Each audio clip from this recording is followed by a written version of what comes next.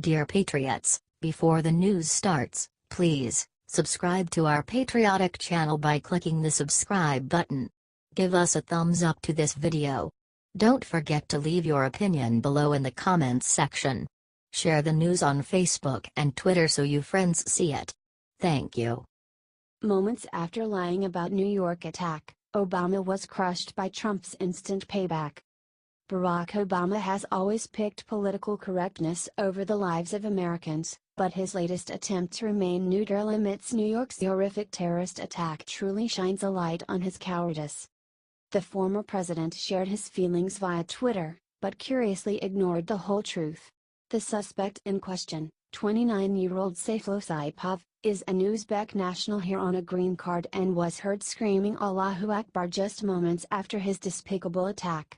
But apparently that wasn't enough for Obama to consider this an act of terrorism. Instead, Obama did the expected and found the safest way possible to express condolences.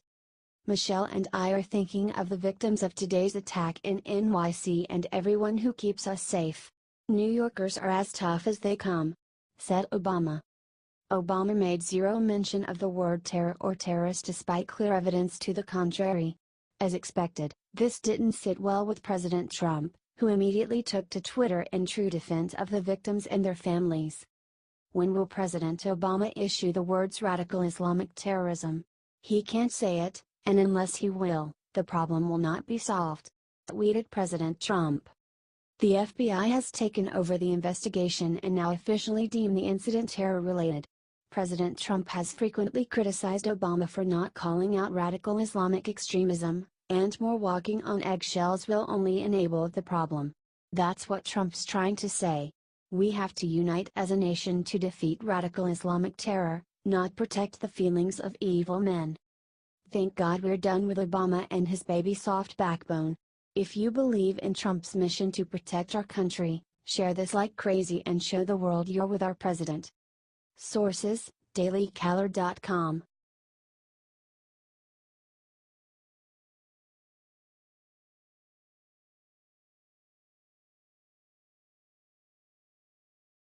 Finally, the unconstitutional thing Mueller just did could end his investigation for good. Robert Mueller's investigation just hit a major snag, and they have no one to blame but themselves.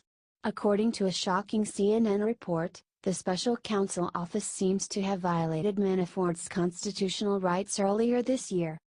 Mueller's team has employed some aggressive tactics. In one such case, Mueller's team may have obtained evidence in the raid of Manafort's home that was not covered by the search warrant, CNN revealed. Elsewhere in the report, the network claimed that Congress would not give Mueller access to interview transcripts related to the Manafort investigation. Manafort's lawyers said they had not authorized Mueller's legal team to access the interview transcript under the agreement with the committee, even though Mueller's attorneys said they had been given permission. These lies may spell trouble for Mueller's team. The charges against Manafort already had nothing to do with the underlying cause for investigation, and now we know that the evidence they used to press those charges were obtained illegally. The law is pretty clear when it comes to unwarranted search and seizure. Evidence that has been obtained illegally is not admissible in court, no matter how damning. Thus, this revelation may cripple Mueller's chances to win the only court battle they've managed to move forward with in conjunction with their investigation. In other words, Mueller may have screwed himself by breaking the law. How ironic. Comment "lock him up." And share if you think Mueller's investigation must end. This has gone on for far too long. He's only uncovered unrelated money laundering charges, and now even that may be thrown out.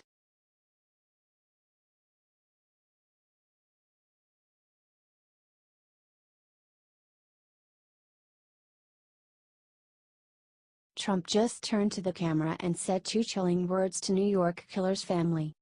This Tuesday, Islamic killer, Sayfullo Saipov, is a 29-year-old immigrant from Uzbekistan and he murdered 8 people in a truck attack in New York City.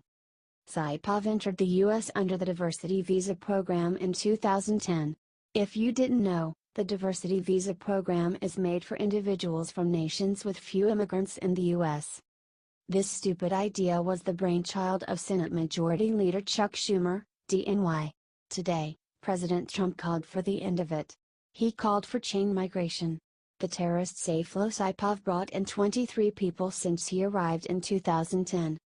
President Trump, this man who came in, or whatever you want to call him, brought in other people. And he was the point of contact, the primary point of contact, and this is preliminary, 23 people. The immigration system is broken and allows people to come into this country that hate our way of life. We shouldn't let them in. It's that simple. Share this if you agree. Let's show the whole country the truth about our broken immigration system.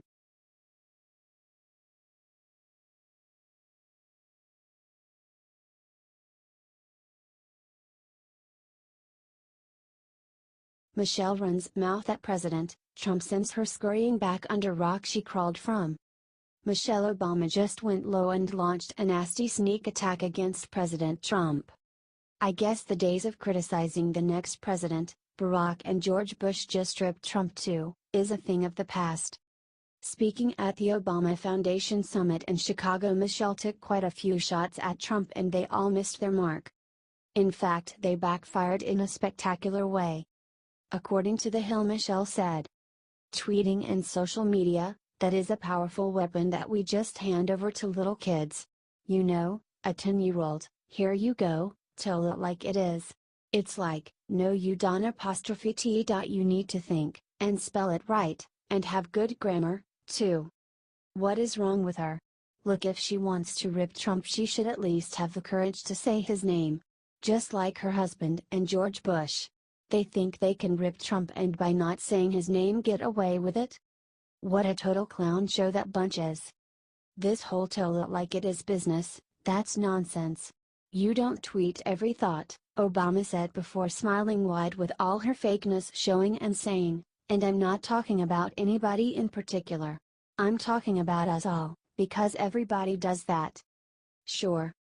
And sadly this attack shows the establishment did not learn the lessons from the last election and so they are doomed to repeat their mistakes. Because America likes to tell it like it is business. We are sick of politicians like Michelle and Barack lying through both sides of their faces. We were so sick of it we elected the one guy who ran against all of you, the one guy who could actually take on both the Republicans and Democrats and win. We elected Donald Trump because we have had enough of politicians like you, Michelle. So be quiet and let him clean up your mess. Share if you agree.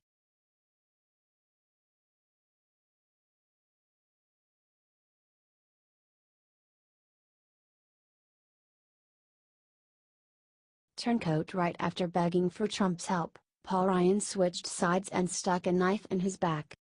President Trump and his administration have been breaking their backs trying to pass the upcoming Republican tax bill. Little by little, it's been coming together, overseen and approved by the POTUS himself.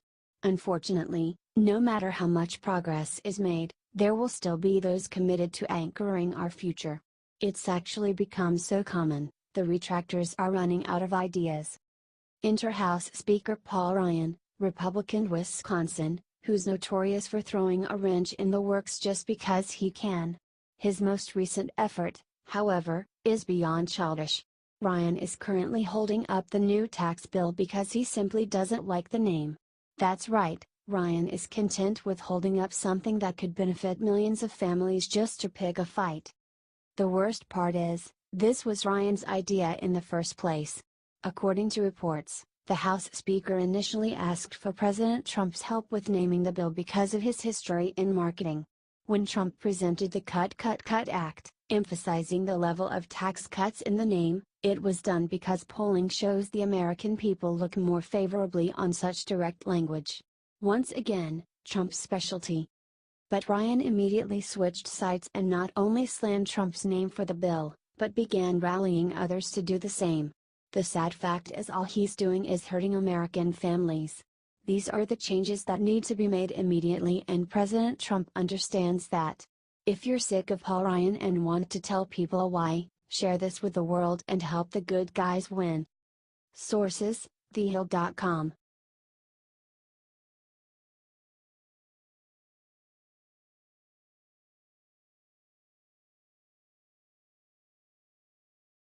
1 month after returning to old-time slot, Sean Hannity gets earth-shattering news from Middle America. Sean Hannity just got some spectacular news from Middle America. After Fox News went through a few lineup changes, they decided to return Sean Hannity to his old-time slot. There were rumors flying around for the reason, and most assumed it was to combat the rise in MSNBC's ratings, who struck liberal gold with their Trump bashing and conspiracy theories. And Sean provided the antidote Middle America needed, as the new ratings clearly show. According to Deadline, Sean's return has been a triumphant one indeed. Back at his original 9 p.m. time slot, Sean Hannity's show crushed the competition. He was the most watched cable news program for the entire month of October, with an earth-shattering 3.2 million total viewers, making this Sean's second highest month ever in his career. Wow! Good job, Sean! To make it even better, Sean garnered 686K eyeballs in the 25 to 54 age bracket advertisers salivate over. Rachel Maddow also heard from Middle America, though she didn't like what we said. She fell off a cliff and dropped to third place with 2.5 million views, behind even Tucker Carlson, who grabbed 2.8 million total viewers.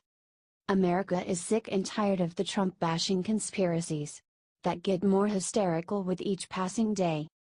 We want the simple truth, or as close as we are going to get from the media, and we have spoken. Congratulations, Sean, you deserve it. Share if you agree and spread the good news far and wide.